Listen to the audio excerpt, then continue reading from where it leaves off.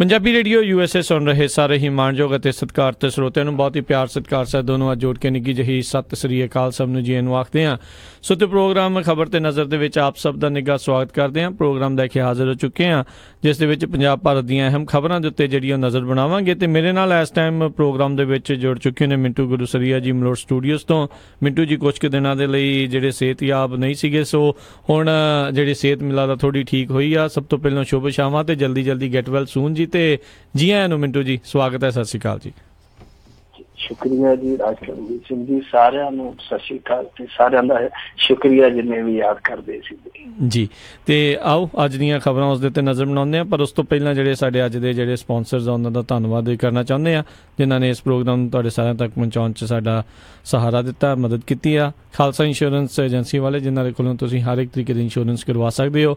Number 4082722500 ਦੇ ਉੱਤੇ। ਇਸ ਦੇ ਨਾਲ ਕ੍ਰਿਸ਼ਨ ਤਨੋਤਾ ਜੀ ਯੂਬਾ ਸਿਟੀ ਤੋਂ, ਬਚਿੱਤਰ ਸਿੰਘ ਚਾਹਲ ਫਰੈਜ਼ਨੋ ਤੋਂ, ਮਹਿੰਦਰ ਸਿੰਘ ਮਨਜੀਤ ਕੌਰ ਤੱਖਰ ਮੋਡੈਸਟੋ ਤੋਂ, ਜਸਪਾਲ ਸਿੰਘ ਸੈਕਰਾਮੈਂਟੋ ਤੋਂ, ਜੱਸੀ ਗੱਲ ਪਲੰਬਿੰਗ ਵਾਲੇ ਬੇਕਰਸਫੀਲਡ ਤੋਂ, ਪ੍ਰਿੰਸੀਪਲ ਅਵਤਾਰ ਸਿੰਘ ਪੰਨੂ ਬੇਕਰਸਫੀਲਡ ਤੋਂ, ਸਟੋਨ ਸਰਕਲ ਪਾਰਕ ਵਾਲੇ ਸਾਰੇ ਹੀ ਸੀਨੀਅਰਜ਼ ਬੇਕਰਸਫੀਲਡ ਤੋਂ, ਜਗਤਾਰ ਸਿੰਘ ਅਨੰਦਪੁਰੀ ਯੂਨੀਅਨ ਸਿਟੀ ਤੋਂ, ਤੇ GN ਟਾਇਰ ਐਂਡ ਲੂਬ ਵਾਲੇ ਜਿਨ੍ਹਾਂ ਕੋਲੋਂ ਤੁਸੀਂ truck wash, oil change, air ਬ੍ਰੇਕਾਂ ਦਾ ਕੰਮ ਦੇ ਨਾਲ ਨਵੇਂ ਪੁਰਾਣੇ ਟਾਇਰ ਤੁਸੀਂ ਬਹੁਤ ਵਾਜਿਬ ਕੀਮਤਾਂ 'ਤੇ ਖਰੀਦ ਸਕਦੇ ਹੋ। ਹੋਰ ਜਾਣਕਾਰੀ ਲਈ ਕਾਲ ਨਿੰਮਾ ਸਹੋਤਾ 209-277-1013 2092771013 ਦੇ ਉੱਤੇ।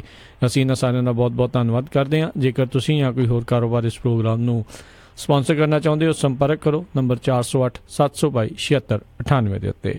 ਮਿੰਟੂ ਜੀ, ਗੱਲਬਾਤ ਦਾ ਸਿਲਸਿਲਾ ਸ਼ੁਰੂ ਕਰਦੇ ਹਾਂ। ਕਹਿੰਦੇ ਮਹਾਰਾਸ਼ਟਰ ਦੇ ਚੀਫ ਮਿਨਿਸਟਰ ਦੇ ਦਫ਼ਤਰ ਦੇ ਚਾਹ ਦਾ ਖਰਚਾ 577% ਵਧਿਆ। ਦੇਖੋ, ਇਹਨਾਂ ਦਾ ਜਿਹੜਾ ਚਾਹ ਦਾ ਖਰਚਾ ਹੈ ਨਾ, ਜਿਸ ਤਰੀਕੇ ਨਾਲ ਵੱਧਦਾ ਪਿਆ, ਤੇ ਉਹ ਲੱਗਦਾ ਆ ਕਿ ਪੂਰਾ ਕਰਨ ਵਾਸਤੇ ਕੋਈ ਨੀਰਵ ਮੋਦੀ ਲੱਭਣਾ ਪੈਣਾ। ਜਿਸ ਤਰੀਕੇ ਨਾਲ ਇਨਕਰੀਜ਼ ਹੁੰਦਾ ਪਿਆ ਇਹਨਾਂ ਦਾ ਖਰਚਾ 577% ਵੱਧ ਗਿਆ। 2015 ਦੇ ਮੁਕਾਬਲੇ ਇਹਨਾਂ ਦਾ ਜਿਹੜਾ ਇਹ ਖਰਚ ਵਧਿਆ ਉਹ 577% ਤੇ ਹੈਗਾ ਹੀ ਹੈਗਾ। ਪਰ ਜੇ ਇੱਕ ਦਿਨ ਦੇ ਉਹ ਚਾਹ ਦੇ ਕੱਪ ਗਿਣੇ ਜਾਣ ਤੇ 18,000 ਤੋਂ ਉੱਤੇ ਚਾਹ ਦੇ ਕੱਪ ਬਣਦੇ ਆ। ਹਾਲਾਂਕਿ ਜਦੋਂ ਆਪਾਂ ਬੰਬੇ ਵਰਗੇ ਸ਼ਹਿਰਾਂ 'ਚ ਜਾਂਦੇ ਹਾਂ ਤੇ ਉੱਥੇ ਅੱਜ ਕੱਲ੍ਹ ਚਾਹ ਦੀ ਕੀਮਤ ਹੈ ਜਿਹੜੀ ਉਹ 5 ਰੁਪਈਏ ਹੈ ਨਹੀਂ। ਕਿਤੇ ਵੇਲੇ ਟਾਵੇਂ ਥਾਂ ਤੇ ਭਾਵੇਂ 5 ਰੁਪਈਏ ਨੂੰ ਕੱਪ ਹੋਵੇ, ਬਹੁਤੀਆਂ ਥਾਵਾਂ ਤੇ 7 ਰੁਪਏ, 8 ਰੁਪਏ, 10 ਰੁਪਈਏ ਮਿਲਦਾ। ਪਰ ਫਿਰ ਵੀ ਜੇ 5 ਰੁਪਈਏ ਦੇ ਹਿਸਾਬ ਨਾਲ ਲਾ ਕੇ ਚੱਲੀਏ ਤੇ 18,000 ਤੋਂ ਉੱਤੇ ਕੱਪ ਬਣਦਾ ਜਿੰਨਾ ਇਹਨਾਂ ਨੇ ਖਰਚਾ ਪਾਇਆ। ਅਸਲ ਦੇ ਵਿੱਚ ਇੱਕ RTI ਪਾਈ ਸੀਗੀ ਮਹਾਰਾਸ਼ਟਰ ਦੇ ਕਾਂਗਰਸੀਆਂ ਨੇ, ਉਹਦੇ ਰਾਹੀਂ ਸੂਚਨਾ ਮਿਲੀ ਹੈ ਕਿ 2017-18 ਦਾ ਜਿਹੜਾ ਮੁੱਖ ਮੰਤਰੀ ਦੇ ਇਕੱਲੇ ਦਫ਼ਤਰ ਦਾ ਚਾਹ ਦਾ ਖਰਚਾ ਸੀਗਾ ਉਹ 3 ਕਰੋੜ 34 ਲੱਖ ਰੁਪਈਆ ਨਿਕਲਿਆ। ਪਰ 2015 ਦੇ ਵਿੱਚ ਇਹ ਜਿਹੜਾ ਖਰਚਾ ਸੀਗਾ ਉਹ ਸਿਰਫ 58 ਲੱਖ ਸੀਗਾ। ਮਤਲਬ ਕਿ ਲਗਭਗ 3 ਕਰੋੜ ਰੁਪਈਆ ਜਿਹੜਾ ਉਹ 2 ਸਾਲਾਂ ਦੇ ਵਿੱਚ ਵੱਧ ਜਾਂਦਾ ਖਰਚੇ ਦਾ। ਸੋ ਇਹ ਉਹ ਮੁੱਖ ਮੰਤਰੀ ਹੈ ਜਿਹਨੇ ਕੁਛ ਦਿਨ ਪਹਿਲਾਂ ਚੂਹੇ ਮਾਰਨ ਵਾਲਾ ਠੇਕਾ ਦਿੱਤਾ ਸੀ ਇੱਕ ਕੰਪਨੀ ਨੂੰ। ਉਹਨਾਂ ਚੂਹਿਆਂ ਦਾ ਵੀ ਰੌਲਾ ਪੈ ਗਿਆ। ਆਪਾਂ ਉਹ ਖਬਰ ਵੀ ਕੀਤੀ ਸੀ ਕਿ ਜਿੰਨੇ ਚੂਹੇ ਦੱਸਦੇ ਆ ਕਿ ਮਾਰੇ ਆ ਤਾਂ 1 ਮਿੰਟ ਦੇ ਕਾਫੀ ਚੂਹੇ ਲੱਗਦੇ ਸੀਗੇ ਤੇ ਇੰਨੇ ਚੂਹੇ ਮਾਰੇ ਸੀ ਇਹਨਾਂ ਨੇ 1 ਹਫ਼ਤੇ 'ਚ ਕਿ ਟਰੱਕ ਭਰ ਜਾਂਦਾ ਸੀ ਚੂਹਿਆਂ ਦਾ। ਉਹ ਸਾਰੇ ਪੁੱਛਦੇ ਸੀ ਕਿ ਲਾਸ਼ਾਂ ਕਿੱਥੇ ਆ। ਤੇ ਹੁਣ ਕੁਛ ਲੋਕ ਮਜ਼ਾਕ ਕਰਦੇ, ਉਹ ਕਹਿੰਦੇ ਆ ਕਿ ਹੋ ਸਕਦਾ ਕਿ ਜਿਹੜੇ ਤੁਸੀਂ ਕਹਿੰਦੇ ਹੋ ਕਿ 18,000 ਕੱਪ ਚਾਹ ਦੇ ਕਿੱਥੇ ਜਾਂਦੇ ਇੱਕ ਦਿਨ ਦੇ, ਤੇ ਹੋ ਸਕਦਾ ਉਹ ਚੂਹੇ ਪੀ ਜਾਂਦੇ ਹੋਣ। ਇਹ ਵੀ ਹੋ ਸਕਦਾ ਹੈ ਨਾ। ਪਰ ਇਹ ਸਿਆਸਤ ਦਾ ਆਲਮ ਨਿਰਾਲਾ। ਇਹੋ ਜਿਹੇ ਖਰਚੇ ਵਰਚੇ ਚੱਲਦੇ ਹੀ ਰਹਿੰਦੇ। ਵੱਡੇ ਸਿਰਾਂ ਦੀਆਂ ਵੱਡੀਆਂ ਸਿਰ ਪੀੜਾਂ। ਕੈਗ ਦੀ ਰਿਪੋਰਟ ਆਈ ਆ ਪਿੱਛੇ ਜੇ ਸਾਡੇ ਪੰਜਾਬ ਚੋਂ, ਅਕਾਲੀਆਂ ਨੇ 263 ਕਰੋੜ ਰੁਪਈਏ ਮੀਟਿੰਗਾਂ ਤੇ ਹੀ ਫੂਕ ਦਿੱਤੇ। 2013 ਤੋਂ ਲੈ ਕੇ 2016-17 ਤੱਕ 263 ਕਰੋੜ ਰੁਪਈਆ ਮੀਟਿੰਗਾਂ ਦਾ ਖਰਚਾ। ਲੋਕੀ ਪੁੱਛਦੇ ਆ ਸੁਖਬੀਰ ਸਿੰਘ ਪ੍ਰਧਾਨ ਜੀ, ਇਹ ਮੀਟਿੰਗਾਂ ਤੁਸੀਂ ਮੰਗਲ ਤੇ ਕੀਤੀਆਂ ਜਾਂ ਵੈਸਟ ਇੰਡੀਜ਼ 'ਚ ਜਾ ਕੇ ਕੀਤੀਆਂ? ਇੰਨਾ ਖਰਚਾ। ਸੋ ਇਹ ਵੱਡੇ ਲੋਕ ਹੈ ਜਿਹੜੇ ਜਾਂ ਵੱਡੇ ਸਿਆਸਤਦਾਨ ਆ, ਉਹਨਾਂ ਦੇ ਖਰਚੇ ਵੀ ਵੱਡੇ ਆ। ਪਰ ਆਹ ਜਿਹੜੇ ਵੱਡੇ ਖਰਚੇ ਆ ਛੋਟੇ ਲੋਕਾਂ ਤੇ ਬਹੁਤ ਵੱਡਾ ਭਾਰ ਆ। ਜੀ ਬਿਲਕੁਲ। ਤੇ ਯਾਦ ਆ ਮੈਨੂੰ ਜਦੋਂ ਦਿੱਲੀ ਵਾਲੇ ਦੀ ਚਾਹ ਦਾ ਜਿਹੜਾ ਮਸਲਾ ਵਾਹਵਾ ਜਿਹੜਾ ਆ ਉਹ ਗੂੰਜਦਾ ਪਿਆ ਸੀਗਾ। ਹੁਣ ਦੇਖਦੇ ਜੀ ਅਗਲੀ ਜਿਹੜੀ ਆਪਾਂ ਗੱਲ ਕਰੀਏ ਵੀ BJP ਨੂੰ ਰੋਕਣ ਲਈ ਮਮਤਾ ਦੀ ਮੁਹਿੰਮ ਨੂੰ ਵੱਡਾ ਹੁੰਗਾਰਾ। ਦੇਖੋ, ਮਮਤਾ ਬੈਨਰਜੀ ਇਹਨਾਂ ਦਿਨਾਂ ਦੇ ਵਿੱਚ ਕਾਫੀ ਐਕਟਿਵ ਆ ਔਰ ਉਹ ਕੋਸ਼ਿਸ਼ ਕਰਦੀ ਪਈ ਆ ਕਿ ਇੱਕ ਮੋਰਚਾ ਬਣਾ ਲਿਆ ਜਿਹਦੇ ਕਿ ਭਾਰਤੀ ਜਨਤਾ ਪਾਰਟੀ ਦਾ ਜਿਹੜਾ ਇਹ ਰੱਥ ਜਿਹਦੇ ਤੇ ਭਗਵਾਂ ਝੰਡਾ ਝੂਲਦਾ ਕਿ ਇਹਨੂੰ ਕਿਤੇ ਨਾ ਕਿਤੇ ਠੱਲ ਲਿਆ ਜਾਵੇ। ਉਹ ਹੁਣ ਮਸ਼ਕਾਂ ਕਰਦੀ ਪਈ ਆ। ਬੀਬੀ ਬੰਗਾਲ ਤੋਂ ਤੁਰੀ ਆ, ਹਰੇਕ ਥਾਂ ਤੇ ਮੁਲਾਕਾਤਾਂ ਕਰਦੀ ਆਉਂਦੀ ਆ, ਉਹਨਾਂ ਲੋਕਾਂ ਨੂੰ ਖਾਸ ਤੌਰ ਤੇ ਨਾਲ ਜੋੜਨ ਦਾ ਯਤਨ ਕਰਦੀ ਪਈ ਆ ਜਿਹੜੇ ਜਾਂ ਤਾਂ ਭਾਰਤੀ ਜਨਤਾ ਪਾਰਟੀ ਦੇ ਵਿਚਾਰਕ ਸਿਆਸੀ ਤੌਰ ਤੇ ਜਾਂ ਵਿਹਾਰਕ ਤੌਰ ਤੇ ਵਿਰੋਧੀ ਆ, ਜਾਂ ਫਿਰ ਭਾਰਤੀ ਜਨਤਾ ਪਾਰਟੀ ਦੇ ਖੇਮੇ ਚੋਂ ਰੁੱਸੇ ਆ ਜਾਂ ਅਣਗੌਲੇ ਹੋਏ ਆ। ਜਿੱਦਾਂ ਉਹ ਵਿਚਾਰੇ ਤੰਗ ਆਏ ਆ ਮੋਦੀ ਤੋਂ, ਸ਼ਤਰੂਘਨ ਸਿਨਹਾ ਸਾਹਿਬ, ਅਰੁਣ ਸ਼ੌਰੀ ਸਾਹਿਬ, ਯਸ਼ਵੰਤ ਸਿਨਹਾ ਸਾਹਿਬ, ਇਹ ਸਾਰੇ ਮੋਦੀ ਪੀੜਤ ਲੋਕ ਆ ਜਿਹੜੇ, ਇਹਨਾਂ ਨੂੰ ਵੀ ਨਾਲ ਲੈਣ ਦਾ ਯਤਨ ਕੀਤਾ ਜਾ ਰਿਹਾ। ਸ਼ਤਰੂਘਨ ਸਿਨਹਾ ਦੇ ਨਾਲ ਗੱਲ ਹੋਈ ਹੈ। ਸ਼ਤਰੂਘਨ ਸਿਨਹਾ ਨੇ ਜਿੱਦਾਂ ਬੋਲਦਾ ਹੁੰਦਾ ਖਾਮੋਸ਼, ਉਹ ਕਹਿੰਦਾ ਕਿ ਦੇਸ਼ ਪਹਿਲਾਂ ਪਾਰਟੀ ਪੂਟੀ ਬਾਅਦ ਦੇ ਵਿੱਚ। ਮਤਲਬ ਉਹਦਾ ਇਹ ਆ ਕਿ ਹੋ ਸਕਦਾ ਕਿ ਹੁਣ ਦੇਸ਼ ਬਚਾਉਣ ਦਾ ਉਹਨੂੰ ਆਪਣਾ ਸੁਪਨਾ ਜਿਹੜਾ ਉਹ ਇਸ ਮੋਰਚੇ ਚੋਂ ਹਕੀਕੀ ਰੂਪ ਚ ਬਦਲਦਾ ਨਜ਼ਰ ਆਵੇ। ਸ਼ਤਰੂਘਨ ਸਿਨਹਾ ਦੀ ਜਿਹੜੀ ਟਿਊਨ ਬਦਲੀ ਹੈ। ਸੋ ਇਹ ਸਾਰੀਆਂ ਗੱਲਾਂ ਜਿਹੜੀਆਂ ਨੇ ਉਹ ਵੱਖੋ ਵੱਖਰੀਆਂ ਕਰਵਟਾਂ ਲੈਂਦੀਆਂ ਪਈਆਂ ਨੇ। ਜਿੱਦਾਂ ਇੱਕ ਪਾਸੇ ਸ਼ਿਵ ਸੈਨਾ ਦੇ ਨਾਲ ਗੱਲਬਾਤ ਚਲਾਈ ਜਾ ਰਹੀ ਹੈ, ਦੂਸਰੇ ਪਾਸੇ ਹੋਰ ਵੀ ਪਾਰਟੀਆਂ ਜਿੱਦਾਂ ਤੇਲੰਗਾਨਾ ਰਾਸ਼ਟਰੀ ਸਮਿਤੀ ਹੈ, ਬੀਜੂ ਜਨਤਾ ਦਲ, ਸਮਾਜਵਾਦੀ ਪਾਰਟੀ, DMK, ਔਰ ਦਿੱਲੀ ਦੇ ਵਿੱਚ ਮਮਤਾ ਬੈਨਰਜੀ ਪਹੁੰਚੀ ਹੈ। ਮਤਲਬ ਕਿ ਅਰਵਿੰਦ ਕੇਜਰੀਵਾਲ ਦੇ ਨਾਲ ਵੀ ਮੁਲਾਕਾਤ ਹੋ ਰਹੀ ਹੈ। ਸੋ ਕਾਫੀ ਖੇਤਰੀ ਪਾਰਟੀਆਂ ਨਾਲ, ਕਾਫੀ ਕੌਮੀ ਪਾਰਟੀਆਂ ਨਾਲ, ਕਾਫੀ ਵੱਡੇ ਨੇਤਾਵਾਂ ਦੇ ਨਾਲ ਗੱਲਬਾਤ ਚੱਲਦੀ ਪਈ ਆ। ਮਮਤਾ ਬੈਨਰਜੀ ਸਿਰ ਤੋੜੀ ਯਤਨ ਕਰਦੀ ਪਈ ਹੈ ਕਿ ਸਾਰਿਆਂ ਨੂੰ ਇੱਕ ਪਲੇਟਫਾਰਮ ਤੇ ਲਿਆਂਦਾ ਜਾਵੇ ਤਾਂ ਕਿ ਜਿਹੜੀ ਭਾਰਤੀ ਜਨਤਾ ਪਾਰਟੀ ਦੀ ਵਿਰੋਧੀ ਵੋਟ ਆ ਉਹਦਾ ਕਿਤੇ ਨਾ ਕਿਤੇ ਭੁਗਤਾਨ ਇੱਕ ਥਾਂ ਤੇ ਹੋ ਜਾਵੇ। ਪਰ ਇਹਦੇ ਵਿੱਚ ਦੇਖੋ ਰਾਜਕਰਮਵੀਰ ਸਿੰਘ ਜੀ, ਸਮੱਸਿਆ ਜਿਹੜੀ ਹੈ ਨਾ ਉਹ ਥੋੜੀ ਜਿਹੀ ਮੈਨੂੰ ਲੱਗਦੀ ਆ। ਸਮੱਸਿਆ ਕੀ ਆ? ਪੰਜਾਬੀ ਚ ਇੱਕ ਮੁਹਾਵਰਾ ਹੈ ਨਾ, ਉਹ ਡੱਡਾ ਲਈ ਪੰਸੇਰੀ ਕਦੇ ਇੱਕ ਕਦੇ ਢੇਰੀ। ਤੇ ਜਦੋਂ ਬਹੁਤ ਸਿਆਣੇ ਲੋਕ ਇੱਕੋ ਜਗ੍ਹਾ ਤੇ ਇਕੱਠੇ ਹੋ ਜਾਂਦੇ ਤੇ ਇੱਕ ਜਗ੍ਹਾ ਤੇ ਫਿਰ ਉਹਨਾਂ ਦੀ ਮੱਤ ਨਹੀਂ ਮਿਲਦੀ ਇੱਕ ਮੁੱਦੇ ਤੇ, ਇਹ ਰੌਲਾ ਪੈ ਜਾਣਾ।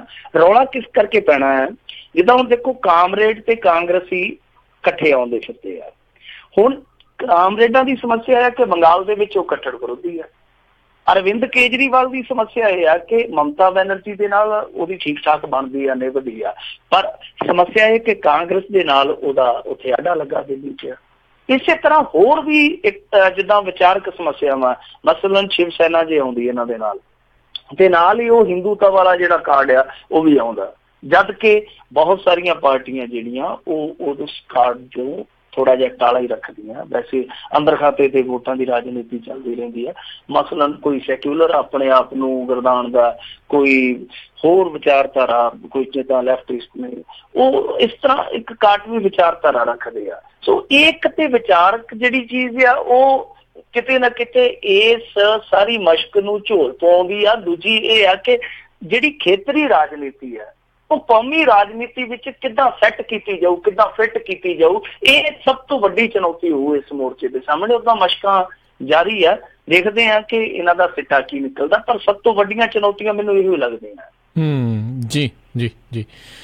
ਅਗਲੀ ਜਿਹੜੀ ਆਪਾਂ ਗੱਲ ਕਰੀਏ, ਅੰਨਾ ਹਜ਼ਾਰੇ ਨੇ ਇੱਕ ਵਾਰੀ ਫੇਰ ਭੁੱਖ ਹੜਤਾਲ ਖਤਮ ਕੀਤੀ। ਹਾਂ ਦੇਖੋ, ਜਦੋਂ ਇਹ ਭੁੱਖ ਹੜਤਾਲ ਖਤਮ ਹੋਈ ਨਾ ਤੇ ਦੋ ਖਬਰਾਂ ਦਾ ਕਲੈਸ਼ ਬੜਾ ਤਗੜਾ ਹੋਇਆ। ਕਲੈਸ਼ ਕੀ ਸੀਗਾ? ਇੱਕ ਖਬਰ ਲੱਗੀ ਸੀਗੀ, ਉਹਦੇ ਚ ਕਿਹਾ ਗਿਆ ਸੀਗਾ ਕਿ ਅੰਨਾ ਦੇ ਮੰਚ ਤੇ ਜੁੱਤਾ ਸੁੱਟਿਆ, ਤੇ ਹੇਠਾਂ ਲੱਗੀ ਸੀਗੀ ਅੰਨਾ ਨੇ ਭੁੱਖ ਹੜਤਾਲ ਖਤਮ ਕੀਤੀ। ਇਹੋ ਜਿਹਾ ਕਈ ਵਾਰ ਕਲੈਸ਼ ਹੋ ਜਾਂਦਾ, ਢੇੜ ਹੋ ਜਾਂਦਾ। ਅਸਲ ਦੇ ਵਿੱਚ ਅੱਜ ਦੇਵੇਂਦਰ ਫੜਨਵੀਸ ਜਿਹੜਾ ਮੁੱਖ ਮੰਤਰੀ ਹੈ ਮਹਾਰਾਸ਼ਟਰ ਦਾ, ਜਿਹਦੇ ਦਫ਼ਤਰ ਦਾ ਖਰਚਾ ਅੱਗੇ ਆਪਾਂ ਗਿਣੀ ਜਾਂਦੇ ਸੀ, ਚਾਹ ਤੇ ਚੂਹਾ ਖਰਚਾ, ਉਹ ਆਇਆ ਕਿ ਇਹਦੇ ਮੰਚ ਤੇ ਹਫ਼ਤੇ ਬਾਅਦ। ਉਹਦੇ ਨਾਲ ਜਿਹੜਾ ਕੇਂਦਰ ਦਾ ਕ੍ਰਿਸ਼ੀ ਰਾਜ ਮੰਤਰੀ ਹੈ ਗਜੇਂਦਰ ਸ਼ੇਖਾਵਤ, ਉਹ ਵੀ ਆਇਆ, ਗਜੇਂਦਰ ਸਿੰਘ ਸ਼ੇਖਾਵਤ ਵੀ, ਔਰ ਇਹਨਾਂ ਨੇ ਆ ਕੇ ਗੱਲਬਾਤ ਕੀਤੀ। ਜਦੋਂ ਗੱਲਬਾਤ ਕਰਦੇ ਪਏ ਸੀ, ਮੰਚ ਤੋਂ ਸੰਬੋਧਨ ਕਰਦਾ ਪਿਆ ਸੀ ਦੇਵੇਂਦਰ ਫੜਨਵੀਸ, ਤਾਂ ਉਸ ਸਮੇਂ ਇੱਕ ਕਿਸਾਨ ਨੇ ਛਿੱਤਰ ਵੀ ਮਾਰਿਆ ਉਹਨੂੰ। ਹੁਣ ਛਿੱਤਰ ਪਤਾ ਨਹੀਂ ਅੰਨਾ ਹਜ਼ਾਰੇ ਨੂੰ ਮਾਰਿਆ ਜਾਂ ਇਹਨੂੰ ਮਾਰਿਆ, ਸਮਝ ਤੋਂ ਪਰੇ, ਕਿਉਂਕਿ ਇਹ ਵੀ ਤੇ ਹੋ ਸਕਦਾ ਨਾ ਕਿ ਕੋਈ ਇਸ ਗੱਲ ਤੋਂ ਖਫਾ ਹੋਵੇ ਕਿ ਅੰਨਾ ਹਜ਼ਾਰੇ ਇਹਨਾਂ ਦੇ ਆਖੇ ਕੇ ਰੁੱਟ ਚੱਲਿਆ। ਤਾਂ ਇਹ ਕੁਛ ਲੋਕ ਇਹ ਕਹਿੰਦੇ ਪਏ ਆ ਕਿ ਇਹ ਛਿੱਤਰ ਹੈ ਜਿਹੜਾ ਉਹ ਫੜਨਵੀਸ ਵੱਲ ਸੁੱਟਿਆ ਗਿਆ, ਪਰ ਵਜ੍ਹਾ ਕਿਸੇ ਦੀ ਨੂੰ ਸਾਈਡ ਤੇ ਨਿਕਲ ਗਿਆ। ਹੁਣ ਇਹਨਾਂ ਨੇ ਇਹ ਕਿਹਾ ਕਿ ਅਸੀਂ ਇਹਨਾਂ ਦੀਆਂ ਸਾਰੀਆਂ ਮੰਗਾਂ ਮੰਨ ਲਈਆਂ। ਮੰਗਾਂ ਕੀ ਸਨ? ਮੈਂ ਮੋਟੀਆਂ ਤੁਹਾਨੂੰ ਮੰਗਾਂ ਦੱਸ ਦੇਣਾ, ਵੈਸੇ ਤੇ ਕਾਫੀ ਵੱਡਾ ਪੁਲਿੰਦਾ ਲਈ ਬੈਠੇ ਆ। ਅੰਨਾ ਹਜ਼ਾਰੇ ਦੀਆਂ ਮੋਟੀਆਂ ਮੰਗਾਂ ਇਹ ਸੀਗੀਆਂ ਕਿ ਕਿਸਾਨਾਂ ਦਾ ਜਿਹੜਾ ਉਪਜਿਆ ਉਤਪਾਦਨ ਹੈ ਜਿਹੜਾ ਉਹਦਾ ਲਾਗਤ ਦਾ 1.5 ਗੁਣਾ ਉਹਨਾਂ ਨੂੰ ਮੁਨਾਫਾ ਮਿਲੇ। ਫਿਰ ਉਹ ਕਹਿੰਦੇ ਸੀਗੇ ਕਿ ਖੇਤੀ ਨਿਰਭਰ ਜਿਹੜੇ ਲੋਕ ਆ ਉਹ 60 ਸਾਲ ਤੋਂ ਉੱਤੇ ਜਦੋਂ ਹੋ ਜਾਂਦੇ ਤਾਂ ਉਹਨਾਂ ਨੂੰ 5000 ਪੈਨਸ਼ਨ ਲਾਈ ਜਾਵੇ। ਇਸ ਤੋਂ ਇਲਾਵਾ ਕਿ ਜਿਹੜਾ ਲਾਗਤ ਮੁੱਲ ਆ, ਖੇਤੀ ਲਾਗਤ ਮੁੱਲ ਆ, ਉਹਨੂੰ ਸੰਵਿਧਾਨਕ ਦਰਜਾ ਦਿੱਤਾ ਜਾਵੇ, ਮਤਲਬ ਕਿ ਉਹ ਆਟੋਨੋਮ ਹੋਵੇ, ਆਟੋਨੋਮੀ ਦਿੱਤੀ ਜਾਵੇ, ਉਹਨੂੰ ਖੁਦ ਮੁਖਤਿਆਰੀ ਦਿੱਤੀ ਜਾਵੇ, ਸੰਵਿਧਾਨਕ ਦਰਜਾ ਦਿੱਤਾ ਜਾਵੇ, ਸਰਕਾਰ ਉਹਦੇ ਤੇ ਕੰਟਰੋਲ ਨਾ ਹੋਵੇ। ਦੂਜੀ ਚੀਜ਼ ਇਹ ਜਿਹੜੀ ਆ ਲੋਕਪਾਲ ਕਾਨੂੰਨ ਬਾਰੇ ਕਹਿੰਦੇ ਆ ਕਿ ਲੋਕਪਾਲ ਨਿਯੁਕਤ ਕਰੋ ਔਰ ਜਿਹੜੀਆਂ ਕੁਛ ਧਾਰਾ ਤੁਸੀਂ ਕਮਜ਼ੋਰ ਕਰ ਦਿੱਤੀਆਂ ਸੀਗੀਆਂ, ਮਤਲਬ 44 ਜਾਂ 63, ਇਹਨਾਂ ਧਾਰਾਂ ਦਾ ਦੁਬਾਰਾ ਤੁਸੀਂ ਸੰਸ਼ੋਧਨ ਕਰੋ, ਦੁਬਾਰਾ ਇਹਨਾਂ ਧਾਰਾਂ 'ਚ ਸੋਧ ਕਰੋ। ਦੂਸਰਾ ਹੈ ਕਿ ਹਰ ਰਾਜ ਦੇ ਵਿੱਚ ਇੱਕ ਸਮਰੱਥ ਲੋਕਾਯੁਕਤ ਤੁਸੀਂ ਨਿਯੁਕਤ ਕਰੋ ਔਰ ਨਾਲ ਹੀ ਚੁਣਾਵ ਸੁਧਾਰ, ਜਿਹਨੂੰ ਆਪਾਂ ਇਲੈਕਟੋਰਲ ਰਿਫਾਰਮ ਕਹਿੰਦੇ ਆ, ਵੋਟਾਂ ਵਾਲੇ ਸੁਧਾਰ ਜਿਹੜੇ ਆ, ਉਹ ਵੀ ਇਹਨਾਂ ਨੇ ਕਿਹਾ ਕੁਛ। ਜਿੱਦਾਂ ਮੈਂ ਉਦਾਹਰਨ ਦੇ ਦਿੰਦਾ, ਇਹ ਕਹਿੰਦੇ ਆ ਕਿ ਕੋਈ ਵੀ ਕੈਂਡੀਡੇਟ ਆ ਜਿਹੜਾ ਉਹ ਪਾਰਟੀ ਦੇ ਨਿਸ਼ਾਨ ਤੇ ਨਾ ਲੜੇ, ਉਹ ਨਿਸ਼ਾਨ ਦੀ ਥਾਂ ਤੇ ਕੈਂਡੀਡੇਟ ਆਪਣੀ ਤਸਵੀਰ ਲਾਵੇ, ਮਤਲਬ ਕਿ ਕੈਂਡੀਡੇਟ ਦੀ ਤਸਵੀਰ ਹੋਵੇ। ਸੋ ਇਹ ਕੁਛ ਉਹਨਾਂ ਦੇ ਇਹ ਨੁਕਤੇ ਸੀਗੇ ਮੰਗਾਂ ਦੇ ਰੂਪ ਦੇ ਵਿੱਚ, ਜਿਹੜੇ ਇਹਨਾਂ ਨੇ ਕਿਹਾ ਕਿ ਅਸੀਂ ਪ੍ਰਵਾਨ ਕਰ ਲਏ ਆ। ਪਰ 1.5 ਗੁਣਾ ਵਾਲਾ ਤੇ ਤੁਸੀਂ ਦੇਖਿਆ ਹੀ ਹੋਣਾ ਹੈ, ਨਰਿੰਦਰ ਮੋਦੀ ਦੀ ਜੁਮਲਾ ਪਹਿਲਾਂ ਹੀ ਘੜੀ ਬੈਠੇ ਆ ਕਿ ਅਸੀਂ ਲਾਗਤ ਤੋਂ 1.5 ਗੁਣਾ ਮੁਨਾਫਾ ਦੇਵਾਂਗੇ, ਪਤਾ ਨਹੀਂ ਕਦੋਂ ਦੇਣਗੇ, ਸਮਝ ਤੋਂ ਪਰੇ ਆ। ਪਰ ਜਿਹੜੀਆਂ ਮੰਗਾਂ ਮੈਨੂੰ ਨਹੀਂ ਲੱਗਦਾ ਕਿ ਤੱਤ ਫੱਟ ਭਾਰਤੀ ਜਨਤਾ ਪਾਰਟੀ ਵਾਲੇ ਪ੍ਰਵਾਨ ਕਰ ਲੈਣਗੇ। ਵੈਸੇ ਅੰਨਾ ਹਜ਼ਾਰੇ ਨੇ ਕਿਹਾ ਕਿ ਜੇ 6 ਮਹੀਨੇ ਲੰਘੇ ਤੋਂ ਇਹ ਨਾ ਮੰਗਾਂ ਮਨਜ਼ੂਰ ਹੋਈਆਂ ਤੇ ਫਿਰ ਮੈਂ ਦੁਬਾਰਾ ਇੱਥੇ ਆ ਕੇ ਕਿਲਾ ਗੱਡ ਦੇਣਾ, ਜੋ ਮਰਜ਼ੀ ਆ। ਪਰ ਐਤਕੀ ਅੰਨਾ ਹਜ਼ਾਰੇ ਦਾ ਉਹਨਾਂ ਮੁੱਲ ਨਹੀਂ ਪਿਆ, ਨਾ ਮੀਡੀਆ 'ਚ ਨਾ ਆਮ ਲੋਕਾਂ 'ਚ। ਹਾਲਾਂਕਿ ਅੰਨਾ ਹਜ਼ਾਰੇ ਦੇ ਸਮਰਥਕ ਕਹਿੰਦੇ ਸੀਗੇ ਕਿ ਸਾਡੇ ਸਮਰਥਕਾਂ ਨੂੰ ਇੱਥੇ ਦਿੱਲੀ ਆਉਣ ਤੋਂ ਰੋਕਿਆ ਜਾ ਰਿਹਾ, ਇਹ ਹੈ ਜੋ ਆ। ਪਰ ਕੁੱਲ ਮਿਲਾ ਕੇ ਜੋ ਉੱਥੇ ਸਿਨਾਰੀਓ ਸੀਗਾ, ਜੋ ਉੱਥੋਂ ਦਾ ਦ੍ਰਿਸ਼ਟਾਂਤ ਸੀਗਾ, ਉਹਨੂੰ ਦੇਖ ਕੇ ਏਦਾਂ ਹੀ ਲੱਗਦਾ ਸੀ ਕਿ ਇਸ ਅੰਦੋਲਨ ਦੀਆਂ ਹੋਣਾ ਜਿਹੜੀਆਂ ਪ੍ਰਸਥਿਤੀਆਂ ਨੇ ਉਹ ਜਿਵੇਂ ਪੰਜਾਬੀ ਚਾਹੁੰਦੇ ਹੁੰਦੇ ਨਾ ਕਿ ਗਿਣਵੀਆਂ ਹੱਡੀਆਂ ਮਿਣਵਾ ਸ਼ੋਰਬਾ, ਕਿ ਹੁਣ ਬਹੁਤਾ ਕੁਛ ਪੱਲੇ ਨਹੀਂ ਹੈ। ਬਾਕੀ ਅੱਜ ਵੀ ਏਦਾਂ ਹੀ ਮਹਿਸੂਸ ਹੋਇਆ ਕਿ ਜਿੱਦਾਂ ਫਿਕਸ ਜੀ ਗੇਮ ਸੀਗੀ, ਔਰ ਖਾਸ ਤੌਰ ਤੇ ਉਦਾਂ ਦੀ ਇਹ ਗੇਮ ਸੀਗੀ ਜਿੱਦਾਂ ਅੱਗੇ ਇਹਨਾਂ ਨੇ 7-8 ਸਾਲ ਪਹਿਲਾਂ ਕੀਤਾ ਸੀਗਾ। ਕਿਉਂਕਿ ਦੇਖੋ ਨਾ ਤੁਸੀਂ ਕਿ ਦਵਿੰਦਰ ਫੜਨਵੀਸ ਆਇਆ, ਨਾਲ ਉਹਦੇ ਕੇਂਦਰੀ ਕ੍ਰਿਸ਼ੀ ਮੰਤਰੀ ਆ, ਕੋਈ ਭਰੋਸਾ ਨਹੀਂ, ਕੋਈ ਲੈਣਾ ਨਹੀਂ, ਕੋਈ ਦੇਣਾ ਨਹੀਂ, ਆ ਕੇ ਜੂਸ ਪਿਆ ਕੇ ਚਲੇ ਜਾਂਦੇ ਆ, ਕੋਈ ਠੋਸ ਗੱਲ ਨਹੀਂ ਕੇਂਦਰ ਵੱਲੋਂ, ਕੋਈ ਲੈਣਾ ਨਹੀਂ, ਕੋਈ ਦੇਣਾ ਨਹੀਂ ਗਾ। ਹੁਣ ਜੇ ਆਪਾਂ ਇੱਕ ਮੋਟੀ ਜਿਹੀ ਮਿਸਾਲ ਲੈ ਕੇ ਚੱਲੀਏ, ਜੇ ਇਲੈਕਟੋਰਲ ਰਿਫਾਰਮ ਕਰਨੇ ਹੋਣ ਤਾਂ ਉਹਦੇ ਲਈ ਬਹੁਤ ਜ਼ਿਆਦਾ ਮਗਜ਼ ਖਪਾਈ ਚਾਹੀਦੀ ਹੈ, ਉਹਦੇ ਲਈ ਬਹੁਤ ਸਾਰੇ ਕਾਨੂੰਨਾਂ 'ਚ ਸੋਧ ਚਾਹੀਦੀ ਆ, ਉਹਦੇ 'ਚ ਬਹੁਤ ਵੱਡੀ ਇੱਛਾ ਸ਼ਕਤੀ ਚਾਹੀਦੀ ਹੈ। ਛੇਤੀ ਕਿਤੇ ਪਾਰਟੀਆਂ ਕਰਨਗੀਆਂ ਨਹੀਂ, ਪਰ ਫਿਰ ਵੀ ਇੰਤਜ਼ਾਰ ਕਰਨਾ ਪਊਗਾ। ਉਹਦਾ ਅੰਨਾ ਹਜ਼ਾਰੇ ਦਾ ਠੀਕ ਹੈ ਕਿ ਇੱਕ ਆਪਣਾ ਟਰੈਕ ਰਿਕਾਰਡ ਆ, ਆਪਣੀ ਉਹਦੀ ਇੱਕ ਦ੍ਰਿੜਤਾ ਹੈ, ਪਰ ਆ ਜਿਹੜੇ ਅੰਦੋਲਨ ਆ ਉਹ ਰੰਗ ਨਹੀਂ ਜਮਾ ਸਕੇ ਜੋ ਅੰਨਾ ਹਜ਼ਾਰੇ ਦਾ ਪਹਿਲਾ ਰੰਗ ਸੀਗਾ। ਜੀ ਜੀ ਜੀ। ਅਗਲੀ ਆਪਾਂ ਮਿੰਟੂ ਜੀ ਗੱਲ ਕਰਦੇ, ਨਾਨਕ ਸ਼ਾਹ ਫਕੀਰ ਫਿਲਮ ਤੇ ਕਮੇਟੀ ਨੇ ਰੋਕ ਲਾਉਣ ਦਾ ਫੈਸਲਾ ਕੀਤਾ। ਦੇਖੋ ਇਹਦਾ ਬਹੁਤ ਰੌਲਾ ਪਿਆ ਆ 2-3 ਦਿਨਾਂ ਤੋਂ, ਤੁਸੀਂ ਦੇਖਿਆ ਹੋਣਾ ਕਿ ਸੋਸ਼ਲ ਮੀਡੀਆ ਤੇ ਬਹੁਤ ਵਿਰੋਧ ਹੋਇਆ ਜੀ। ਔਰ ਇਹ ਪਹਿਲਾ ਮੌਕਾ ਨਹੀਂ ਜਦੋਂ ਸੋਸ਼ਲ ਮੀਡੀਆ ਦਾ ਵਿਰੋਧ ਹੈ ਜਿਹੜਾ ਉਹ ਹਾਵੀ ਹੁੰਦਾ ਮੁੱਦਿਆਂ ਤੇ। ਜੀ ਜੀ। ਹੁਣ ਇਸ ਦਫਾ ਵੀ ਇਹੋ ਹੀ ਹੋਇਆ ਕਿਉਂਕਿ ਇਕੱਲਾ ਸੋਸ਼ਲ ਮੀਡੀਆ ਤੇ ਵਿਵਾਦ ਨਹੀਂ ਰਿਹਾ, ਸੋਸ਼ਲ ਮੀਡੀਆ ਤੋਂ ਅੱਗੇ ਵੱਧਦਾ ਇਹ ਵਿਵਾਦ ਜਿਹੜਾ SGPC ਤੱਕ ਚਲੇ ਗਿਆ, ਉੱਥੇ ਅੰਦਰੂਨੀ ਵੀ ਵਿਰੋਧ ਹੋਇਆ, ਸ਼ਿਕਾਇਤਾਂ ਬਹੁਤ ਹੋਈਆਂ ਨੇ। ਤਾਂ ਇਹਨਾਂ ਨੇ ਹੁਣ ਫੈਸਲਾ ਕੀਤਾ ਆ ਦੇਰ ਸ਼ਾਮ, ਇਹ ਕਹਿੰਦੇ ਆ ਕਿ ਇਸ ਫਿਲਮ ਤੇ ਅਸੀਂ ਰੋਕ ਲਗਵਾਵਾਂਗੇ। ਹਾਲਾਂਕਿ ਪੱਕੇ ਤੌਰ ਤੇ ਨਹੀਂ ਇਹਨਾਂ ਦੇ ਬੁਲਾਰੇ ਨੇ ਕਿਹਾ ਕਿ ਅਸੀਂ ਇਸ ਫਿਲਮ ਨੂੰ ਰੋਕਾਂਗੇ, ਪਰ ਇਹਨਾਂ ਨੇ ਇੰਨੀ ਜ਼ਰੂਰ ਗਰੰਟੀ ਕੀਤੀ ਆ ਕਿ ਇਸ ਫਿਲਮ ਦੇ ਵਿੱਚ ਜੋ ਸੰਗਤਾਂ ਦੇ ਇਤਰਾਜ਼ ਨੇ ਉਹ ਸਾਰੇ ਦੂਰ ਕਰਨ ਤੋਂ ਬਾਅਦ ਹੀ ਇਸ ਫਿਲਮ ਨੂੰ ਰਿਲੀਜ਼ ਕੀਤਾ ਜਾਊਗਾ। ਸੋ ਇਹ ਇਹਨਾਂ ਦੇ ਬੁਲਾਰੇ ਆ ਜਿਹੜੇ ਦਲਜੀਤ ਸਿੰਘ ਬੇਦੀ, ਉਹਨਾਂ ਨੇ ਇੱਕ ਪ੍ਰੈਸ ਨੋਟ ਜਾਰੀ ਕੀਤਾ ਦੇਰ ਸ਼ਾਮ। ਉਹ ਕਹਿੰਦੇ ਆ ਕਿ ਜਿੰਨੇ ਵੀ ਇਸ ਫਿਲਮ ਨੂੰ ਲੈ ਕੇ ਪਹਿਲਾਂ ਪੱਤਰ ਜਾਰੀ ਹੋਏ ਆ, ਉਹਨਾਂ ਦੇ ਸਾਰੇ ਜਿੰਨੇ ਸੀਗੇ ਅਮਲ ਉਹ ਰੋਕ ਦਿੱਤੇ ਗਏ ਆ। ਤਾਂ ਜਦੋਂ ਤੱਕ ਇਹ ਸੰਗਤਾਂ ਦੇ ਇਤਰਾਜ਼ ਦੂਰ ਨਹੀਂ ਹੁੰਦੇ ਉਦੋਂ ਤੱਕ ਇਹ ਫਿਲਮ ਰਿਲੀਜ਼ ਨਹੀਂ ਹੋਊਗੀ। ਮਤਲਬ ਕਿ ਪੱਕੇ ਤੌਰ ਤੇ ਹਾਲੇ ਵੀ ਫਿਲਮ ਜਿਹੜੀ ਹੈ ਉਹ ਠੰਡੇ ਬਸਤੇ 'ਚ ਨਹੀਂ ਗਈ, ਹਾਲੇ ਵੀ ਕਾਟਵਾੜ ਕਰਕੇ ਫਿਰ ਦੁਬਾਰਾ ਫਿਲਮ ਆ ਸਕਦੀ ਹੈ, ਕਹਿਣ ਦਾ ਭਾਵ ਇਹੀ ਹੈ। ਪਰ ਇਹਦੇ ਵਿੱਚ ਦੇਖੋ ਹੁਣ ਹੋਇਆ ਕੀ ਆ, ਵੈਸੇ ਨਾ ਜਿਵੇਂ ਆਂਦੇ ਹੁੰਦੇ ਆ ਨਾ ਕਿ ਅਕਲਾਂ ਨਾਲ ਦੁਸ਼ਮਣੀ, ਬਦਨਾਮੀਆਂ ਨਾਲ ਮੋਹ, ਉਹੋ ਜਿਹੀ ਗੱਲ ਹੋਈ ਪਈ ਆ। ਇਹਨਾਂ ਦੇ ਜਿਹੜੇ ਅਕਾਲ ਤਖਤ ਦੇ ਜਥੇਦਾਰ ਹੈ ਗਿਆਨੀ ਗੁਰਬਚਨ ਸਿੰਘ, ਉਹ ਪ੍ਰਸ਼ੰਸਾ ਪੱਤਰ ਲਿਖੀ ਜਾਂਦੇ ਸੀਗੇ, ਪ੍ਰਸ਼ੰਸਾ ਪੱਤਰ ਲਿਖੀ ਜਾਂਦੇ ਆ। ਹੁਣ ਆਪ ਇੱਕ ਪਾਸੇ ਅਕਾਲ ਤਖਤ ਦਾ ਜਥੇਦਾਰ ਇੱਕ ਫਿਲਮ ਦੇ ਨਿਰਮਾਤਾ ਨੂੰ ਪ੍ਰਸ਼ੰਸਾ ਪੱਤਰ ਉਸ ਕਾਜ ਲਈ ਦਿੰਦਾ ਜਿਸ ਕਾਜ ਨੂੰ SAPC ਹੀ ਮੁੜ ਕੇ ਰੋਕ ਦਿੰਦੀ ਹੈ, ਕਹਿ ਕੇ ਕਿ ਸੰਗਤਾਂ ਦੇ ਬਹੁਤ ਸਾਰੇ ਐਤਰਾਜ਼ ਆ। ਕੀ ਮਤਲਬ ਹੈ ਕਿ ਇਹਨਾਂ ਦੇ ਉਸ ਪ੍ਰਸ਼ੰਸਾ ਪੱਤਰ ਦੀ? ਹੁਣ ਕਹਿੰਦੇ ਨਹੀਂ ਜੀ, ਅਸੀਂ ਇਹਨਾਂ ਦੇ ਪੰਥਕ ਕਾਰਜਾਂ ਨੂੰ ਦੇਖਦੇ ਹਾਂ, ਇਹ ਪ੍ਰਸ਼ੰਸਾਨਾਮਾ ਦਿੱਤਾ ਸੀ, ਇੱਕ ਤੇ ਮਾਫੀਨਾਮਾ, ਹੁਣ ਪ੍ਰਸ਼ੰਸਾਨਾਮਾ ਨਵਾਂ ਆ ਗਿਆ। ਤੇ ਉਹ ਕਹਿੰਦੇ ਆ ਜੀ ਕਿ ਅਸੀਂ ਪ੍ਰਸ਼ੰਸਾਨਾਮਾ ਇਸ ਕਰਕੇ ਦਿੱਤਾ ਸੀਗਾ ਕਿ ਇਹਨਾਂ ਨੇ ਪੰਥਕ ਕਾਰਜ ਕੀਤੇ ਤੇ ਦੱਸੇ ਬੰਦਾ ਕਿ ਕੀ ਇਹਨਾਂ ਨੇ ਤੀਰ ਮਾਰਿਆ ਹੋਵੇ ਪੰਥ ਲਈ।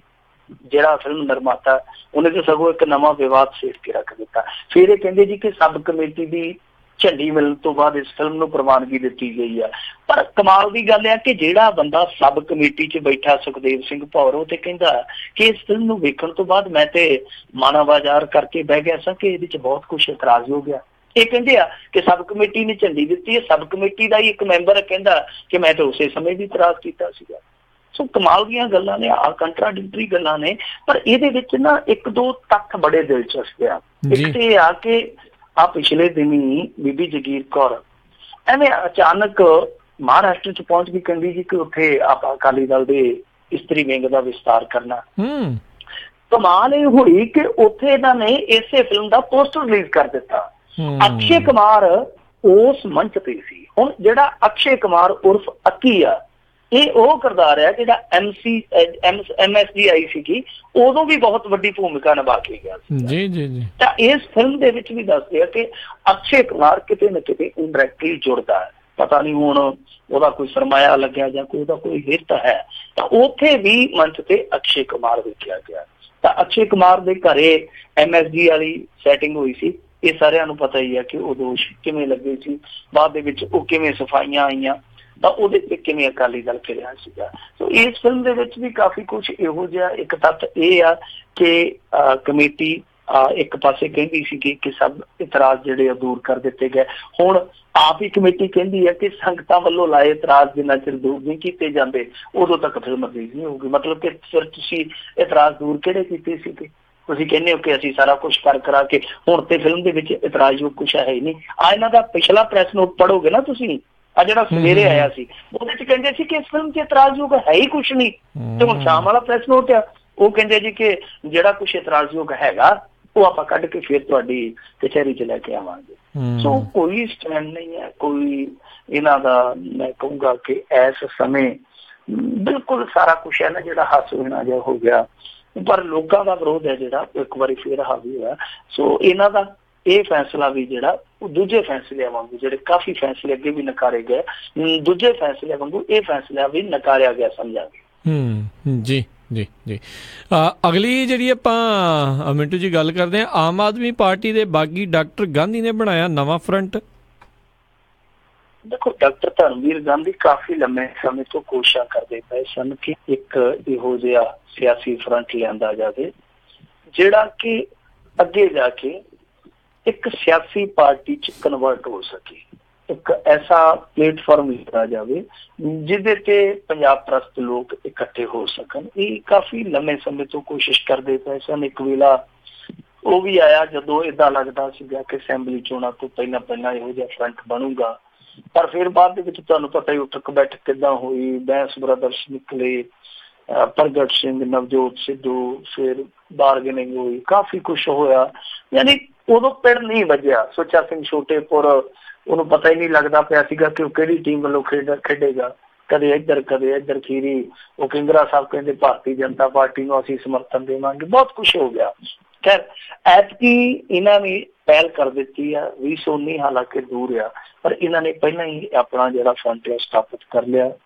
ਇਹਨਾਂ ਦੇ ਫਰੰਟ ਦੇ ਵਿੱਚ ਜੇ ਮੋਹਰੀ ਚਿਹਰੇ ਦੇਖਣੇ ਹੋਣ, ਡਾਕਟਰ ਜਗਜੀਤ ਚੀਮਾ ਬਹੁਤ ਸਿਆਣੇ ਆਦਮੀ ਹੈ, ਪ੍ਰੋਫੈਸਰ ਬਾਬਾ ਸਿੰਘ ਹੈਗੇ, ਪ੍ਰੋਫੈਸਰ ਮਲਕੀਤ ਸਿੰਘ ਸੈਣੀ, ਪ੍ਰੋਫੈਸਰ ਰੌਣਕੀ ਰਾਮ, ਸੁਖਦੇਵ ਸਿੰਘ ਪੱਤਰਕਾਰ, ਬੀਬਾ ਹਰਮੀਤ ਕੌਰ ਬਰਾੜ, ਗੁਰਪ੍ਰੀਤ ਗਿੱਲ, ਦਿਲਪ੍ਰੀਤ ਗਿੱਲ, ਹਰਜਿੰਦਰ ਜੀ ਦਾ, ਇਸ ਤਰ੍ਹਾਂ ਦੇ ਕੁਛ ਚਿਹਰੇ ਆ। ਹੁਣ ਦੇਖੋ, ਇਹਨਾਂ ਦੇ ਕੋਲ ਮੈਂ ਸਮਝਦਾ ਕਿ ਸੂਝ ਬੂਝ ਵੀ ਹੈਗੀ ਆ। ਪੰਜਾਬ ਲਈ ਇਹਨਾਂ ਦੇ ਕੋਲ ਏਜੰਡਾ ਵੀ ਹੈਗਾ। ਇਹ ਜਿੰਨੇ ਵੀ ਬੁੱਧੀਜੀਵੀ ਆ, ਕਿਉਂਕਿ ਇਹ ਜਿਹੜਾ ਸਿਧਾਂਤ ਲੈ ਕੇ ਚੱਲਦੇ, ਜੋ ਸਿਆਸੀ ਸਿਧਾਂਤ ਜ਼ਰੂਰੀ ਹੁੰਦਾ, ਜਿਹਨੂੰ ਆਪਾਂ ਆਈਡੀਓਲੋਜੀ ਵੀ ਕਹਿ ਦਿੰਦੇ ਹਾਂ, ਤਾਂ ਇਹ ਆਈਡੀਓਲੋਜੀ ਇਹੋ ਹੀ ਲੈ ਕੇ ਚੱਲਦੇ ਆ ਕਿ ਪੰਜਾਬ ਦੇ ਨਾਲ ਜੋ ਦਿੱਲੀ ਵਿਤਕਰਾ ਕਰਦੀ ਹੈ, ਕੇਂਦਰ ਵਿਤਕਰਾ ਕਰਦੀ ਹੈ, ਇੱਕ ਤੇ ਉਹ ਬੰਦ ਹੋਣਾ ਚਾਹੀਦਾ। ਪੰਜਾਬ ਨੂੰ ਵੱਧ ਤੋਂ ਵੱਧ ਖੁਦ ਮੁਖਤਿਆਰੀ ਮਿਲਣੀ ਚਾਹੀਦੀ ਹੈ, ਆਰਥਿਕ ਆਜ਼ਾਦੀ ਮਿਲਣੀ ਚਾਹੀਦੀ ਹੈ, ਸਮਾਜਿਕ ਆਜ਼ਾਦੀ ਮਿਲਣੀ ਚਾਹੀਦੀ ਹੈ, ਧਾਰਮਿਕ ਆਜ਼ਾਦੀ ਮਿਲਣੀ ਚਾਹੀਦੀ ਹੈ, ਅਫੀਮ ਪੋਸਟ ਦੀ ਖੇਤੀ ਹੋਣੀ ਚਾਹੀਦੀ ਹੈ। ਇਹਨਾਂ ਦੇ ਕੋਲ ਆਰਥਿਕ ਮਾਡਲ ਵੀ ਹੈ, ਇਹਨਾਂ ਦੇ ਕੋਲ ਸਮਾਜਿਕ ਮਾਡਲ ਵੀ ਹੈ, ਰਾਜਨੀਤਿਕ ਮਾਡਲ ਤੇ ਕਹਿੰਦੇ ਆ ਅਸੀਂ ਦੇਵਾਂਗੇ। ਸੋ ਇਹ ਦਾਅਵਾ ਕਰਦੇ ਆ ਕਿ ਸਾਡੇ ਕੋਲ ਤਮਾਮ ਮਾਡਲ ਹੈਗੇ ਆ ਔਰ ਅਸੀਂ ਮਿਹਨਤ ਕੀਤੀ, ਇਹਦੇ 'ਚ ਕੋਈ ਸ਼ੱਕ ਨਹੀਂ ਹੈ। ਡਾਕਟਰ ਧਰਮਵੀਰ ਗਾਂਧੀ ਦੀ ਟੀਮ ਹੈ ਜਿਹੜੀ ਨਿਰੰਤਰ ਮਿਹਨਤ ਕਰਦੀ ਪਈ ਹੈ ਪਿਛਲੇ 2-2.5 ਸਾਲ ਤੋਂ। ਸੋ ਉਹਨਾਂ ਸਾਰੀਆਂ ਚੀਜ਼ਾਂ ਨੂੰ ਇਹਨਾਂ ਨੇ ਹੁਣ ਇੱਕ ਪਲੇਟਫਾਰਮ ਤੇ ਲੈ ਆਂਦਾ। ਪਰ ਮੈਂ ਸਮਝਦਾ ਕਿ ਦੇਖੋ, ਜਦੋਂ ਤੱਕ ਆਮ ਆਦਮੀ ਪਾਰਟੀ ਆ ਉਦੋਂ ਤੱਕ ਇਸ ਤਰ੍ਹਾਂ ਦਾ ਜਿਹੜਾ ਫਰੰਟ ਉਹ ਆਮ ਆਦਮੀ ਪਾਰਟੀ ਵਾਲੀ ਸਪੇਸ ਮੱਲ ਲੂਗਾ, ਹਾਲ ਦੀ ਘੜੀ ਨਹੀਂ ਜਾਪਦਾ।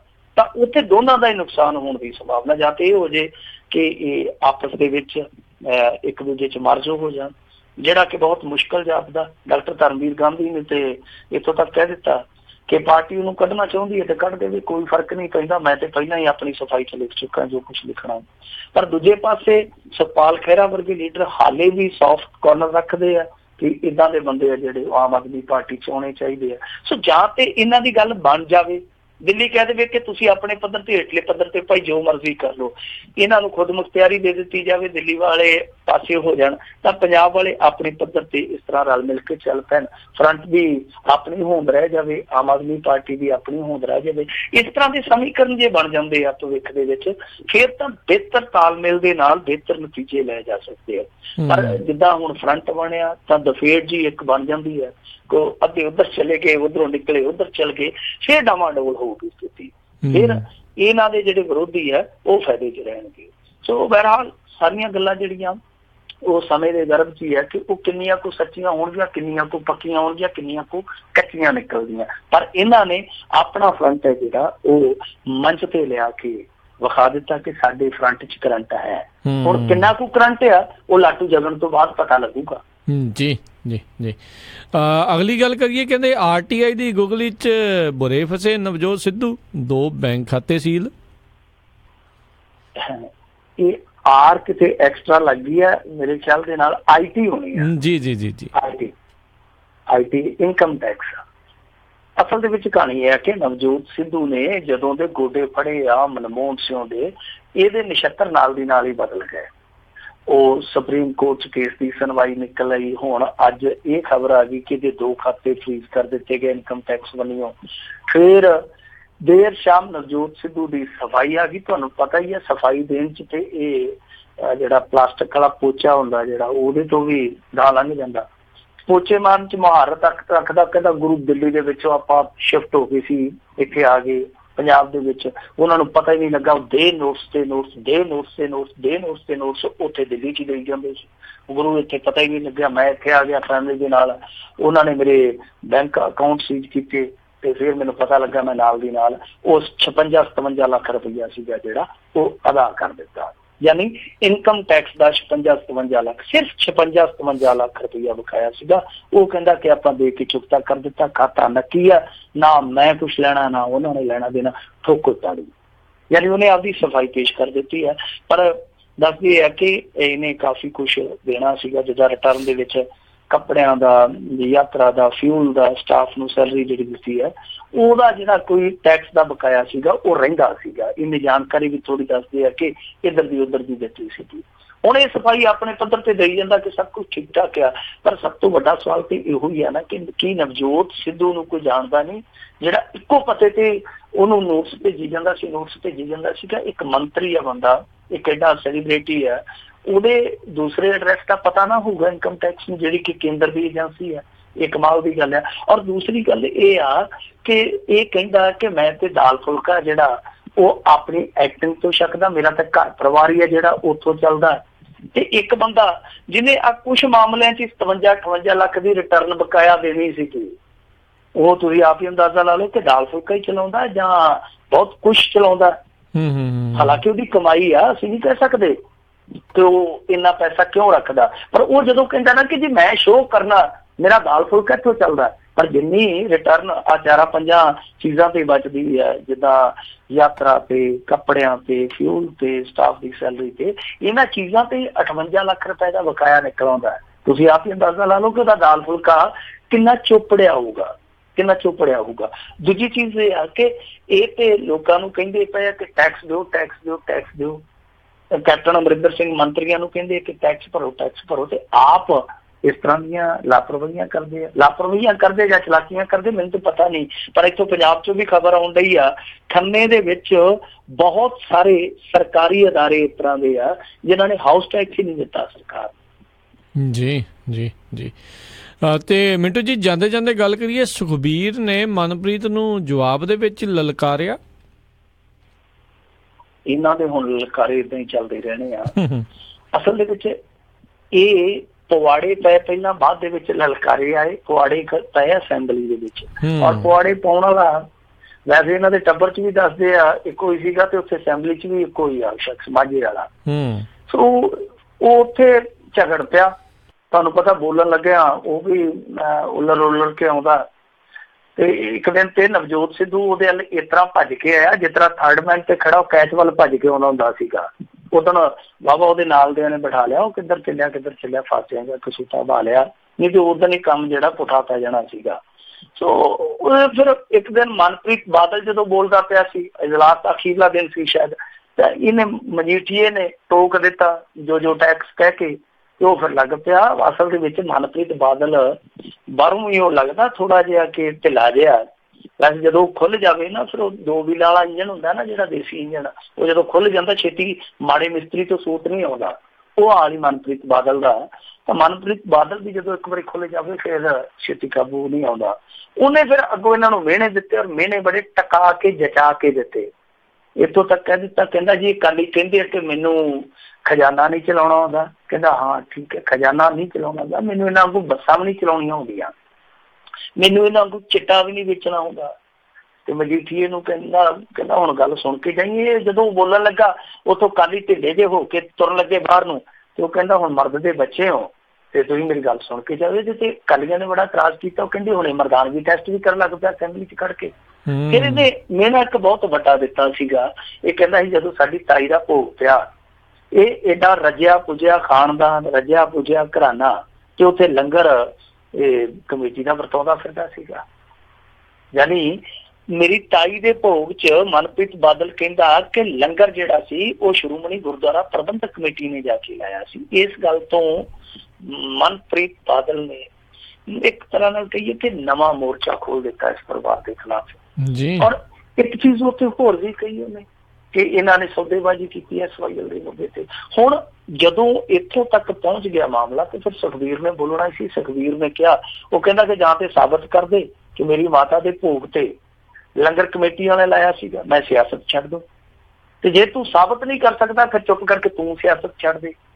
ਤੇ ਮੇਰੇ ਖਿਆਲ ਦੇ ਨਾਲ ਜੇ ਮਨਪ੍ਰੀਤ ਬਾਦਲ ਆਖੇ ਕਿ ਤੂੰ ਜਿਹੜੇ ਹਲਵਾਈ ਤੋਂ ਇਹ ਲੰਗਰ ਬਣਵਾਇਆ ਸੀ ਮੈਨੂੰ ਚਿੱਟ ਵਿਖਾ, ਤੇ ਫਿਰ ਪੰਗਾ ਪੈ ਜਾਣਾ। ਪਰ ਮਨਪ੍ਰੀਤ ਬਾਦਲ ਤੇ ਵੀ ਸਵਾਲ ਲਾਗੂ ਹੋ ਸਕਦਾ ਤੇ ਉਦੋਂ ਤੇ ਤੂੰ ਵੀ ਉਸ ਭੋਗ ਦੇ ਵਿੱਚ ਫੁਲਕੇ ਛਕਦਾ ਰਿਹਾ, ਉਦੋਂ ਤੇ ਤੂੰ ਵੀ ਨਹੀਂ ਬੋਲਿਆ, ਅੱਜ 11-12 ਸਾਲਾਂ ਬਾਅਦ ਤੂੰ ਬੋਲ ਪਿਆ। ਸੋ ਇਹ ਦੋਵਾਂ ਪਰਿਵਾਰਾਂ ਦਾ ਜਿਹੜਾ ਝਗੜਾ ਵਧਣ ਦੀ ਸੰਭਾਵਨਾ। ਓਦਾਂ ਦੇਖੋ, ਜਿਹੜਾ ਅੱਜ ਮਨਪ੍ਰੀਤ ਬਾਦਲ ਨੂੰ ਜਵਾਬ ਦਿੱਤਾ ਨਾ ਸੁਖਬੀਰ ਬਾਦਲ ਨੇ, ਉਹਦੇ ਚ ਉਹਨੇ ਸਿਰਫ ਆਈਓ ਗੱਲ ਕਹੀ ਆ, ਵਾਰ-ਵਾਰ ਜਾਂ ਤੇ ਆ ਕਿਹਾ ਕਿ ਮੇਰੇ ਪਿਤਾ ਜੀ ਨੇ ਇਹਨੂੰ ਇੱਥੋਂ ਤੱਕ ਪਹੁੰਚਾਇਆ ਸੀ, ਇਹ ਗਦਾਰੀ ਕਰ ਗਿਆ, ਹੁਣ ਇਹਨੇ ਹੋਰ ਵੀ ਨੀਵੇਂ ਪੱਧਰ ਤੇ ਜਾਣਾ ਤੇ ਚਲਾ ਜਾਵੇ, ਜੀ ਸਦਕੇ ਚਲਾ ਜਾਵੇ। ਪਰ ਜਿਹੜੇ ਦੂਸਰੇ ਸਵਾਲ ਸੀਗੇ ਨਾ, ਉਹਨਾਂ ਦੇ ਜਵਾਬ ਨਹੀਂ ਦੇ ਰਿਹਾ ਸੁਖਬੀਰ ਬਾਦਲ। ਉਹ ਤੇ ਵੈਸੇ ਚੰਨੀ ਦਾ ਜਵਾਬ ਵੀ ਨਹੀਂ ਦੇ ਸਕਿਆ ਜਦੋਂ ਉਹਨੇ ਪੁੱਛਿਆ ਸੀਗਾ ਕਿ ਪ੍ਰਧਾਨ ਜੀ ਤੁਸੀਂ ਅੰਮ੍ਰਿਤ ਛਕਿਆ, ਜੇ ਛਕਿਆ ਤੇ ਗਾਤਰਾ ਵਿਖਾਓ, ਉਹ ਉੱਥੇ ਵੀ ਨਹੀਂ ਦੇ ਸਕਿਆ।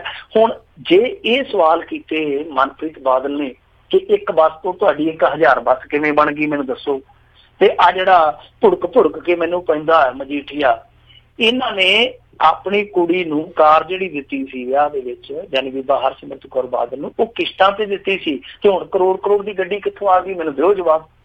ਨਾਲ ਇੱਕ ਚੀਜ਼ ਉਹਨੇ ਹੋਰ ਕਹੀ ਸੀ, ਉਹ ਕਹਿੰਦਾ ਕਿ ਜਿਹੜੀ ਤਾਇਆ ਜੀ ਨੂੰ 15 ਕਿੱਲੇ ਜ਼ਮੀਨ ਦੇਵੀ ਲਾਲ ਨੇ ਹਰਿਆਣੇ 'ਚ ਦਿੱਤੀ ਸੀ 7 ਤਾਰਾ ਹੋਟਲ ਬਣਾਉਣ ਲਈ, ਉਹਦੇ ਬਾਰੇ ਦਿਓ ਜਵਾਬ ਕਿ ਕੀ ਤੁਸੀਂ ਉਹ SYL ਦੀ ਸੌਦੇਬਾਜ਼ੀ 'ਚ ਨਹੀਂ ਲਈ। ਸੋ ਇਹ ਜਿਹੜੇ ਸਵਾਲ ਸੀ ਕਿ ਮਨਪ੍ਰੀਤ ਬਾਦਲ, ਸੁਖਬੀਰ ਬਾਦਲ ਇਹਨਾਂ ਤੋਂ ਝਕਾਨੀ ਮਾਰ ਕੇ ਪਾਸੇ ਹੋ ਗਿਆ, ਪਰ ਇਸ ਗੱਲ ਤੇ ਮਨਪ੍ਰੀਤ ਬਾਦਲ ਨੂੰ ਫਿਰ ਘੇਰ ਲਿਆ ਕਿ ਜੇ ਮੇਰੀ ਮਾਤਾ ਦੇ ਭੋਗ ਤੇ ਕਮੇਟੀ ਵਾਲਿਆਂ ਲੰਗਰ ਲਾਇਆ ਸੀ ਤਾਂ ਦੇ ਸਬੂਤ। ਜੀ ਜੀ ਜੀ, ਤੇ ਇਹ ਬਹੁਤ ਬਹੁਤ ਧੰਨਵਾਦ ਮਿੰਟੂ ਜੀ ਕਰਦੇ ਹਾਂ ਤੁਹਾਡਾ, ਤੁਸੀਂ ਸਾਡੇ ਨਾਲ ਜੁੜੇ ਇਹਨਾਂ ਖਬਰਾਂ ਬਾਰੇ ਸਾਨੂੰ ਜਾਣਕਾਰੀਆਂ ਦਿੱਤੀਆਂ। ਅਗਲੀ ਵਾਰ ਤੱਕ ਲਈ ਤੁਹਾਡਾ ਸਾਰਿਆਂ ਦੇ ਤੁਹਾਨੂੰ ਬਹੁਤ ਹੀ ਪਿਆਰ ਸਤਿਕਾਰ ਸਨੇਗੀ ਜੀ। ਸਤਿ ਸ਼੍ਰੀ ਅਕਾਲ ਜੀ। ਸਤਿ ਸ਼੍ਰੀ ਅਕਾਲ। ਤੇ ਸੋ ਤੇ ਇੱਥੇ ਸਾਡਾ ਅੱਜ ਦਾ ਇਹ ਪ੍ਰੋਗਰਾਮ ਸਮਾਪਤ ਹੈ। ਮਿਲਾਂਗੇ ਤੁਹਾਨੂੰ ਸਾਰਿਆਂ ਨੂੰ ਅਗਲੀ ਵਾਰ। ਉਦੋਂ ਤੱਕ ਲਈ ਮੇਰੇ ਵੱਲੋਂ ਵੀ ਤੁਹਾਨੂੰ ਸਾਰਿਆਂ ਨੂੰ ਪਿਆਰ ਭਰੀ ਨਿੱਘੀ ਸਤਿ ਸ਼੍ਰੀ ਅਕਾਲ। ਜਿੰਦੇ ਵਾਸਤੇ ਰਹੋ, ਹੱਸਦੇ ਖੇਡਦੇ ਰਹੋ, ਸੁਣਦੇ ਰਹੋ ਪੰਜਾਬੀ ਰੇਡੀਓ USA।